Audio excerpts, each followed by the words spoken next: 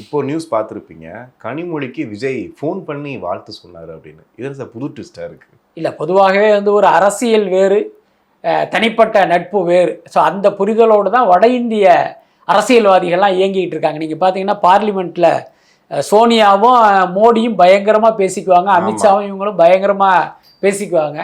அதே இது வெளியில் வந்து பார்த்தீங்கன்னா 2 பேரும் அப்படி நட்போட சிரிச்சுக்கிட்டு இருப்பாங்க. எனக்கு கூட ஒரு படம் இன்னும் ஞாபகத்தில் இருக்குது. சோனியா காந்தி இதே மாதிரி பிஜேபி லீடரோட அப்படி சிரித்து பஸ்ட் அவுட் ஆகி அப்படி சிரிப்பாங்க.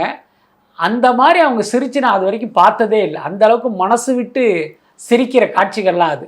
ஆனால் தமிழ்நாட்டில் பார்த்தீங்கன்னா அந்த மாதிரியான அரசியல் தாண்டி வந்து ஒரு நட்புங்கிறது இங்கே சாத்தியம் இல்லை. அதாவது ஒரு ஃபார்மாலிட்டியாக இருக்கும். மூக்காமுத்து செத்து போயிட்டாரு, அதனால நாங்கள் ஸ்டாலினை பார்த்து துக்கம் விசாரிக்க போனேன்ட்டு சீமான் போவார். இதெல்லாம் ஒரு பொய்யான நட்பு.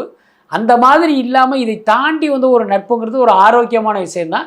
ஸோ அந்த அடிப்படையில் தான் கனிமொழிக்கிட்ட வந்து விஜய் பேசியிருப்பார் அப்படின்னு நினைக்கிறேன். பட் அதே நேரம் அதில் ஒரு பெரிய ஆபத்தும் இருக்குது. என்னென்னா இன்றைக்கி திமுகவுக்கு மிகப்பெரிய அச்சுறுத்தலாக விஜய் இருக்கார். திமுகவை ஆட்சியில் இருந்து அகற்றுவதையே தன்னுடைய லட்சியமாக வச்சுருக்காரு. அப்படிப்பட்ட விஜயோட கனிமொழிக்கு வந்து நட்பு இருக்குது. அவர் ஃபோன் பண்ணி பேசினார் அப்படின்னா திமுக மேலிடம் அதை எப்படி எடுத்துக்கும்? இல்லை, அங்கே ஒரு பிரச்சனை போயிட்டு இருக்கு. அதான் ஏற்கனவே அங்கே கனிமொழி வெர்சஸ் உதயநிதினு ஒரு பிரச்சனை ஓடிக்கிட்டு இருக்கு.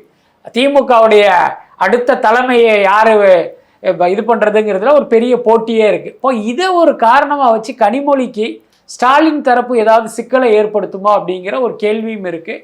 காலம் பதில் சொல்லும்னு நினைக்கிறேன். பற்ற வச்ச நெருப்புன்ற மாதிரி தான். நிச்சயமாக ஒரு வகையில் பார்த்தீங்கன்னா அதுதான் அது.